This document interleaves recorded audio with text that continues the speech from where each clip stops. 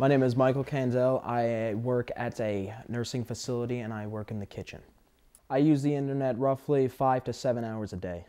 Mike currently does not attend school, so most of his time spent online is for his own viewing pleasure.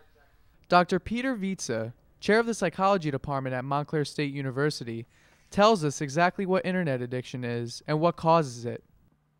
Internet addiction is kind of a newly recognized addiction that is dependent on how much time you spend on the internet and how obsessed you are with it. Hello, Dr. Aline. Dr. Vanessa Aline, coordinator of the Addiction Study Program at Montclair State University, gives us more insight about internet addiction and how it affects someone's life. Addiction is about continued use despite negative consequences.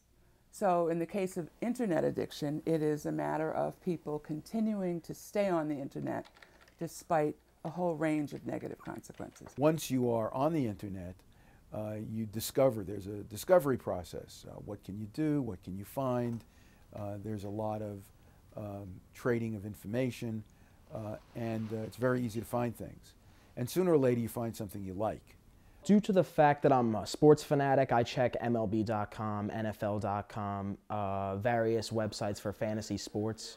When I go on these websites, I do lose track because the things that are on these websites are things that pertain to my interests, such as sports or, for example, I go on YouTube for various movie trailers or just interesting videos that most of my friends mention to me to watch, and I'm like, okay, I'll check that out. Signs and symptoms are when it starts interfering with your life. There are outward signs where family, friends, and people who depend on you begin to notice that you're avoiding them in favor of spending time on the internet. People who isolate and who feel comfortable sort of interacting, and perhaps people who have more trouble with social skills might find internet use a very attractive alternative. And so they may be at greater risk for developing addictive behaviors. Internet addiction affects social life, among other things. But for Mike, it has a significant impact on him. Socially, I'd have to say it does affect me. However, when my friends, they do go away to school, so the internet is probably the only way I can contact with them through Facebook, email, even Skype. Since I got my laptop, it's been nothing but my computer. I love the convenience of it, and because of that, I have increased maybe my hours of computer usage. People who are addicted to something else are at risk. So people who have an addictive personality, who have a tendency to become addicted to something, are probably going to be at risk.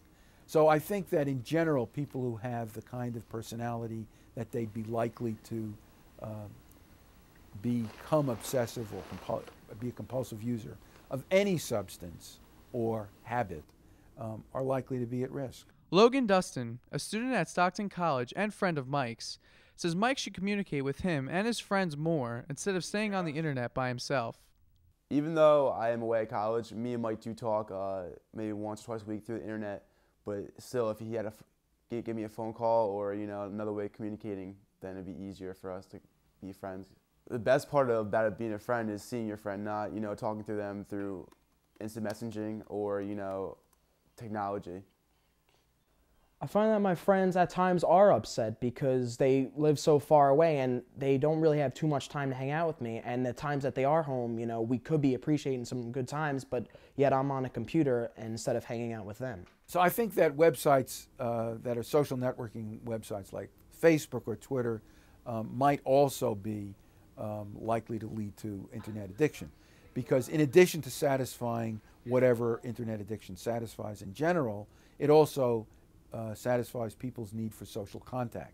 Well, I find sometimes that when I use the internet and my friends are home, I do lose track of time. For example, my friend calls me up and says, we're leaving in 15 minutes. I'm like, okay, no problem. And I'm in the middle of checking a website that I usually visit, and I get so involved that I just forget, and then time goes by, and then I'm not hanging out with my friends again, But even for yourself, if you begin to notice that you feel bad if you're not online, or if you feel that, if you notice that time passes quickly, you lose time because you spend so much time. You can't wait to get back to the internet. While I'm with my friends, the internet definitely does interfere, because while I was hanging out with my friend the other day, I showed him this website called Chat Roulette. And it's a funny website. It's really popular now, where people just go on and fool around, and it's pretty addicting after a while. Hi. Look frei. It's anything goes. You click, you see, let's just say, attractive women you may want to talk to, and then you click, and then there's a nice guy you talk to about some random stuff you have interest in. What's up, dude? Hey. And believe it or not, some people get a little crazy on this website. But that's what keeps me drawn in, because it's just crazy. And I really like that. Oh, that's your dog. I thought it was a snake.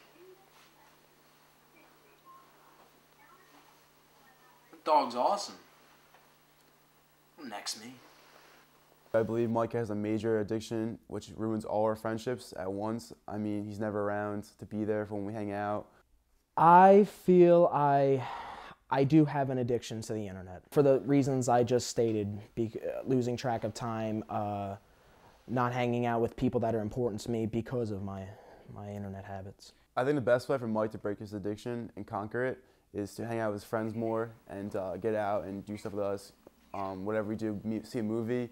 I mean, just hanging out with us would be better than going on the internet. And sooner or later, he will have like more time to hang out with us and not be on the internet. I don't want to put the blame on anybody for my problem, but I felt as if my friends were home, I'd be less likely to use a computer constantly. But since I have nobody, that I have to use Facebook to chat with them, and that just probably leads to me going on the computer even more. So what can Mike do to overcome his addiction? Dr. Aline explains the recovery process to overcome this addiction for anybody that has this problem. The recovery process varies depending on a whole range of variables. How long someone has been using the internet, how long this compulsive kind of behavior has been going on is certainly a key factor. The more entrenched addictive behaviors are, the more difficult it is to sort of to change them. I feel I do need counseling for the previous reasons I've stated, like blowing off friends to go on the computer. I mean, obviously, looking at my physical shape, I should be at the gym more than going on websites, clearly. And not only physically, but mentally, it's kind of hurt me a lot. Because, I hurt people that truly love me for a computer. I don't think computers were meant to spend your whole day on. Maybe for a few minutes, but not all day.